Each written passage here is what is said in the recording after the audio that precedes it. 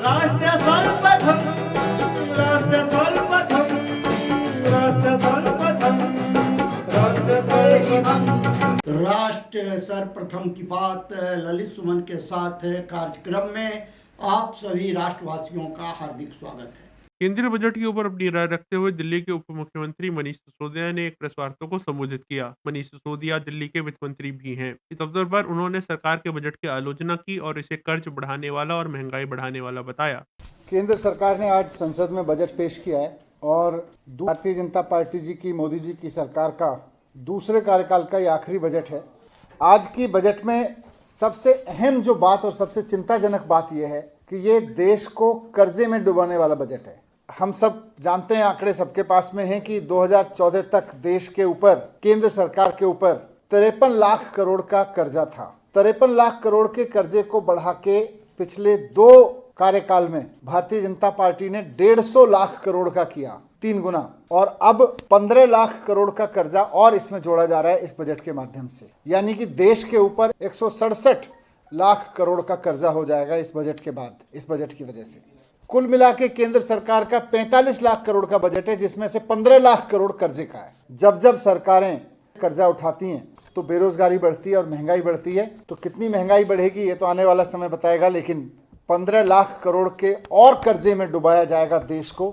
ये एक खतरनाक चीज मैं इसमें देख रहा हूँ।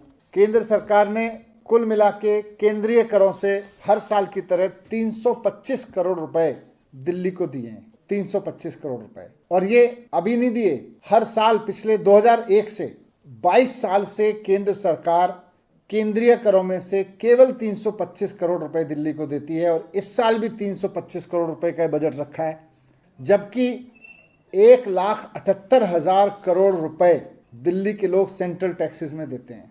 लेकिन 1,78,000 करोड़ में से सारे राज्यों को जो सेंट्रल पूल से मिलता है वो 42% मिलता है। हमको मिलता है, दिल्ली को मिलता है 325 करोड़ रुपए। दूसरा, एमसीडी को कोई पैसा नहीं दिया गया। जब भारतीय जनता पार्टी की एमसीडी में सरकार थी तब भी नहीं देते थे, अभी भी कोई पैसा नहीं दिया। सारे देश के नगर निगमों को पैसा देते हैं, एमसीडी को कोई पैसा नहीं दिया गया। अगर टोटल देखें तो जो भी स्कीम और ये सब मिला के दिल्ली को जो पैसा मिला है, 611 रुपए प्रति व्यक्ति के पीनट्स दिल्ली को दिए हैं। जबकि बाकी राज्यों को आप देखेंगे तो महाराष्ट्र को 64,000 रुपए प्रति व्यक्ति, कर्नाटका को 37,000 रुपए प्रति व्यक्ति, मध्य प्रदेश को 80,000 रुपए प्रति व्यक्ति। इस तरह के रेट से पैसा मिल रहा है केंद्र सरकार से। लेकिन दिल्ली को 311 रुपए प्रति व्यक्ति पिछले 23 साल से देती है केंद्र सरकार, जो कि बहुत ही अन्याय है। और यह अन्याय अभी भी जारी रखा है, निराश किया है दिल्ली को इस बार के बजट ने भी।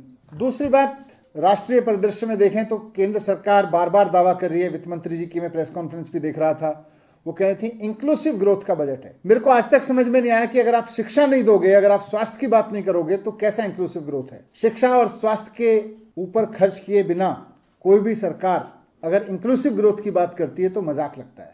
हेल्थ के सेक्टर में इन्होंने कोई नया हॉस्पिटल बनाने की बात नहीं की। आज हम दुनिया के गरीब देशों के मुकाबले भी डॉक्टर्स की कमी ज्यादा है हमारे देश में, प्रति व्यक्ति उपलब्धता, उससे जूझ रहे हैं। और हेल्थ का बजट इन्होंने 2.2% से 1.98% नीचे कर दिया है। राष्ट्र सर्वप्रथम की बात ललित सुमन के साथ कार्यक्रम में हम आपसे आज यहीं विदा लेते हैं। अन्य खबरों के लिए आप बने रहें। राष्ट्र सर्वप्रथम, वंदे मातरम, जाग उठा है भारत। राष्ट्र सर्वप्रथम राष्ट्र सर्वप्रथम राष्ट्र सर्वप्रथम राष्ट्र सर्वप्रथम।